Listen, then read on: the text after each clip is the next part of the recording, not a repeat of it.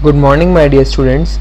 Today we are going to continue our chapter of nomenclature and IUPAC, and in our today's class we are going to discuss about melting point and boiling point. We have already learned melting points and boiling points of basically ionic compounds and covalent compounds. But for covalent compounds, if we add a functional group, what will be the difference in melting point and boiling point is our main idea to find out. As the number of of atoms increases, then the melting point and boiling point of the component increase. For example, if I take methane, methane has one carbon.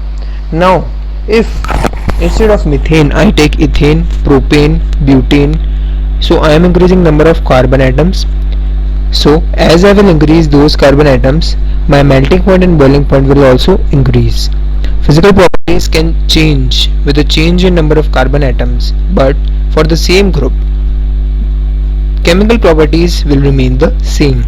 For example, if I take any group attached to any compound, for example I take chloromethane, so my chloromethane will be here like this, and these will be my hydrogen atoms attached. Now what I am going to do is, basically, as you will see over here, that this is my chloromethane.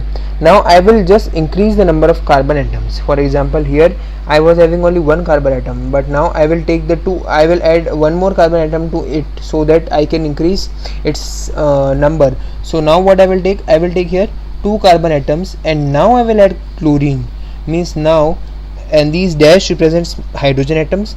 This is chloromethane, this is chloroethane. As the number of carbon atoms increase, the physical properties will change, like melting point will change, boiling point will change, but the chemical properties will remain the same. Why? Because the chlorine is yet added to the compound. So we have to learn that. Now what are the rules for the number of carbon atoms and add accordingly the name? For example, propane is there, so propane has 3 carbon atoms. If the functional group is present, then its prefix or suffix is also added. For example, if OH is attached, then will attach to propane, then it becomes if we attach to propene, it becomes propanol. If we attach chlorine to methane, it becomes chloromethane. If only single bonds are present, we write as alkane. Double bonds are alkene, triple bonds are alkyne. Now what do we mean by isomers? So isomers are the chemical compounds which have same formula but different structures. For example, butane. So butane has here 4 carbon, but if I write its isomer, I can write it as like this way, means 1 carbon I have attached to the central carbon. This is also a butane, this is also a butane, but these and these have different physical properties, but chemical properties are same. Both of them are butane because both of them have 4 carbon, but the arrangement of carbon has changed. So this is called isomer. These two are isomers of each other.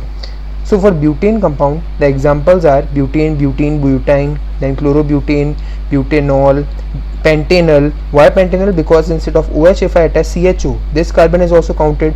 Similarly, pentanoic acid and butanol. This we all know. Now if I write one question that how many structural isomers for pentane, so for pentane I write my carbons first. These are my 5 carbons. Now what I do, I shift one carbon to the another carbon. This is one isomer. Now what I do, another carbon also shift and add to this carbon only, so I get 3 isomers of pentane. For bromopentane also like this, I will take bromine over here, means as we try to draw and as we try to attach different carbons to different locations, we get different types of structures. So as I have just changed the arrangement of bromine and carbon, I have got total 6 isomers possible. Now if we have to name the following compounds, so 2 carbons are there, we have attached bromine, so it is bromoethane. Similarly, if only CHO group is attached to H, then it will be methanol. Methanol is possible. If 3 bonds are present to this 6 carbon, these are hexane. If we have to draw the structure of ethanoic acid, that is acetic acid, common name that we have studied in unit 1, we'll write one carbon, will attach one COOH, and hydrogen are already attached to this to complete its valency. Formic acid we write as HCOOH, the ant sting, methanoic acid, this is only that. Bromopentane 5 carbon and 1 bromine. Butanone, so we have taken 4 carbon and double bond O. I told you ketone will be in between, so I have put this C double bond O group in between.